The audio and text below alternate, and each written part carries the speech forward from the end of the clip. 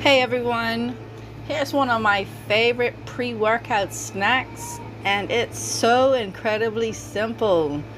So today I'm having a boiled potato, some sweet potato, and I'm topping it with some 4% cottage cheese. Oh my goodness, what, oh, delicious? Let me tell you what. So one thing that I try to do with every snack is aim to have at least 15 to 20 grams of protein, and this is exactly what this snack gives me.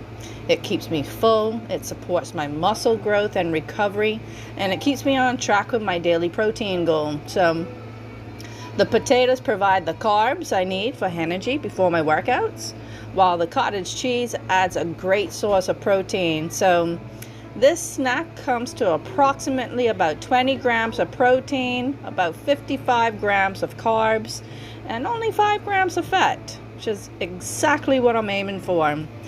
It's made so simple. Whole food ingredients that are easy to prepare, it's budget friendly, and surprisingly, it's so satisfying. You don't need fancy pre-workout supplements to fuel your workouts. Sometimes a potato, a little sweet potato, and a little, cottage cheese are all you need.